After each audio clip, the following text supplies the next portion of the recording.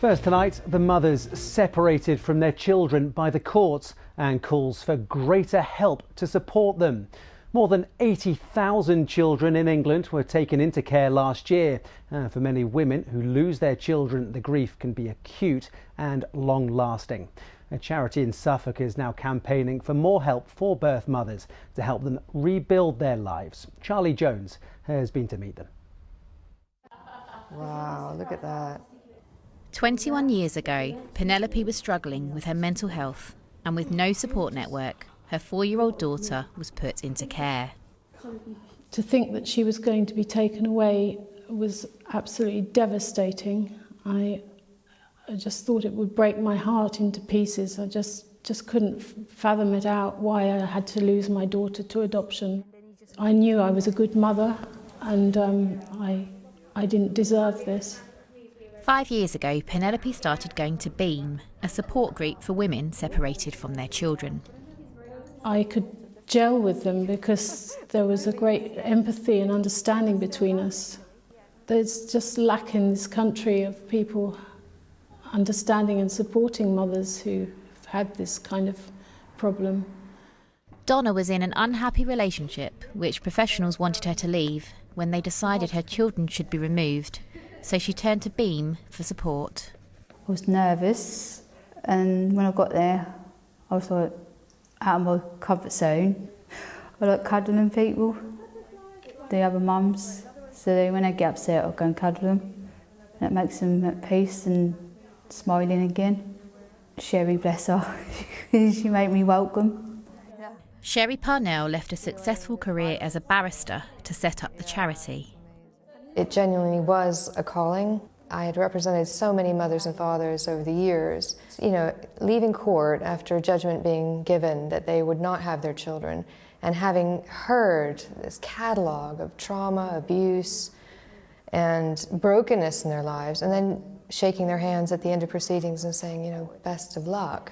It came about from looking around and thinking, someone needs to do something about this. There were more than 80,000 children in care last year in England, a number which has risen every year for the last 5 years. Abuse or neglect was the most common reason, followed by family dysfunction, acute stress and parental illness. And I love how you're using just completely different colours even for... Beam helped Penelope reconnect with her daughter when she got in touch for the first time.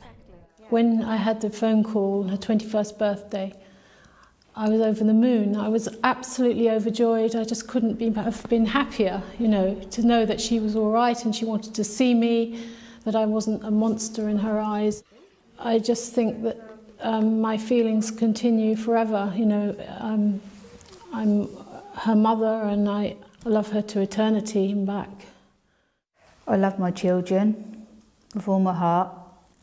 I'm glad I had 3 kids. I wouldn't change it. Well, in response to that report, the Department of Health and Social Care told us it's allocated an additional £2.3 billion for the expansion and transformation of mental health services in England, which could help mothers access mental health help.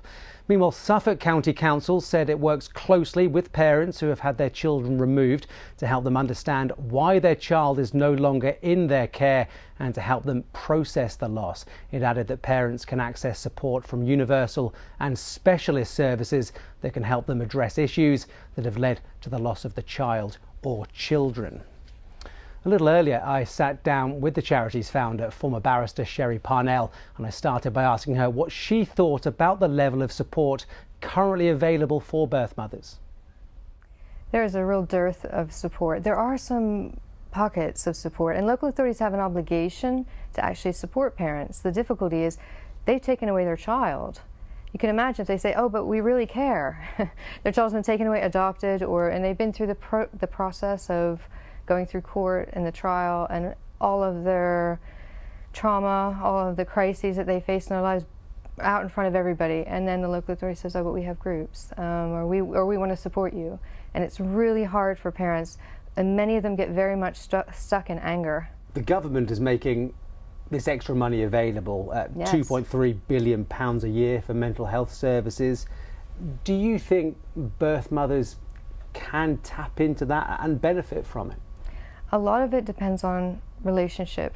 You can have all the programs in the world, but there's a huge gap between where mothers have suffered a lot of pain and hurt, not just through the loss of their children, but in their early years.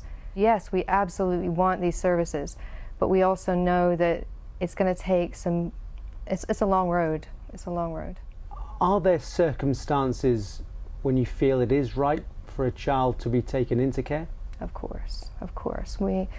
I would say there are many cases that I dealt with where the children absolutely needed to be removed. And the difficulty is, the many cases that I dealt with were looking at neglect.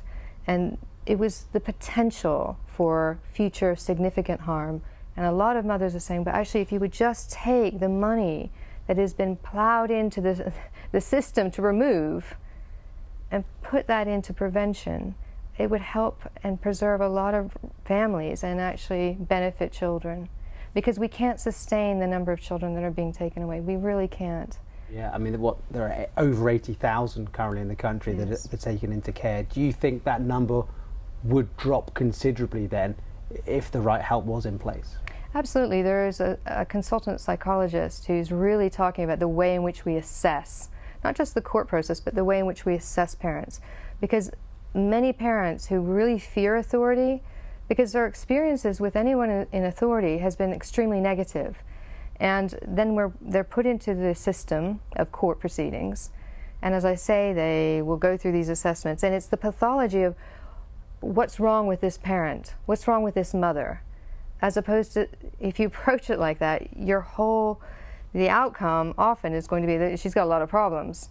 And we know what care, the results for children in care, what that means for them. They're less likely to go into higher education. They're more likely to go to prison. They're more likely to have, poor outcomes, effectively. Mrs. Parnell, thanks ever so much for coming in and talking to me. Thank you.